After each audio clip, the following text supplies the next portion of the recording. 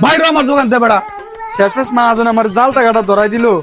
ঠিক আছে, ব্যাপারটা বড় বাইরে জানাই।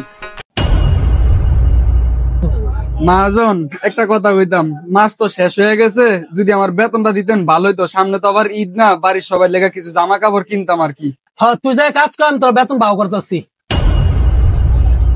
টাকা আছে দেখি, হ্যাঁ বেতনের লোকে 5,000 টাকা জাল টাকা ঢুকে দিই, তাহলে বুঝবো না। এ সুজন, এদিকে আয়। এই যে তোর বেতন আর টাকাটি দেখে নে। আরে মাহাজন, আপনি টাকা দিছেন, এটা কি আবার আমার দেখে নিতে হইব? আচ্ছা ঠিক আছে, হাতের কাজটা শেষ করে কেনাকাটা কর যা। ব্যবসা তো ভালো চলতেছে। হে মুড়ে গ্যারেজ কইছিল একটা ফোন ধরবে, যাই ফোন ধরে কিনা লই। ভাই, ঈদের জন্য কিছু জামা কাপড় লাগবো, কিছু জামা কাপড় দেখান তো।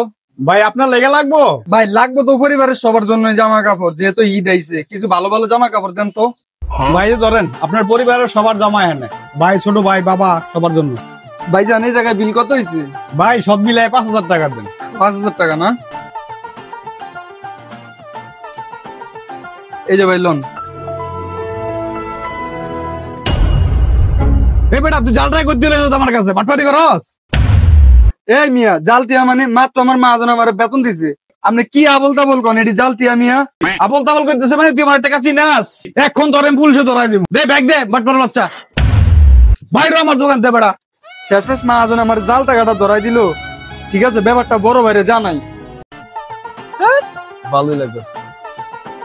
এই শরীফ ভাই, ভাই কিছু কইবেন? এত তাড়াহুড়া কই যাও তুমি? ওই একটু গ্যারেজে যাবো, ছোটবেলায় একটা বাইক দিয়েছি তো, কিনবো এটা। আরে কি গো, তুমি বাইক কিনবা? আমিও তো আমার বাইকটা বিক্রি করলাম, একবার সস্তায় ছেড়ে দিতেছি। কি কোন, আপনার তো সুন্দর বাইক বিক্রি করে দিবেন? কত বিক্রি করবেন? আর ভাই মাত্র তো 60,000 টাকা বিক্রি করলাম, আমার খুব ইমার্জেন্সি টাকার প্রয়োজন ভাই। কি কোন ভাই, 60,000 টাকা আপনি বাইক বেচে চালাইবেন? তাহলে ভাই আমার কাছে বেচে চালান। ভাই টাকা তো আমার খুব ইমার্জেন্সি লাগবে, এর লেগে বিক্রি করতেছি। তুমি যদি নিতে চাও তাহলে আমার বায়না বাবদ 1,020 টাকা দাও, আমি বাইকটা তোমার লেগে রাখা দিই। আলা কালকা কাগজপত্র কইরা তুমি বাইক লয়ে যেও গা। হ্যাঁ ভাই, কোনো সমস্যা নেই, আপনি তো আর পর কেউ না আমার। এই যে টাকা এখন 25,000 টাকা আছে, রাইখা দেন। ভাই আমার ক্যাশ টাকা প্রয়োজন নেই, তুমি কষ্ট করে আমার অনলাইনে দিয়া দাও। আচ্ছা ভাই, চলে গেছে, দেখেন চেক দেন। হ ভাই আইছে।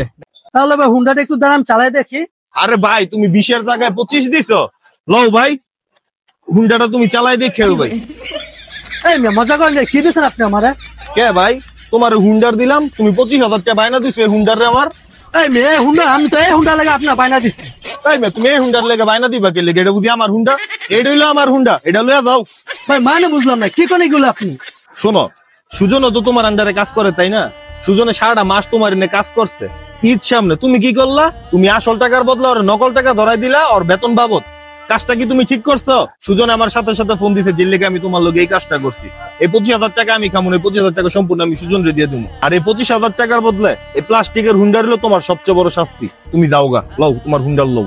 ভাই বিষয়টা আসলে আমি বুঝতে পারি না, আসলে ভাই আমার অনেক বড় ভুল হয়ে গেছে। তো বন্ধুরা, বর্তমানে কাউকে ঠকানোর আগে অবশ্যই মনে রাখবেন যে এখন সবার পিছনেই আমার মতো একজন বড় ভাই আছে।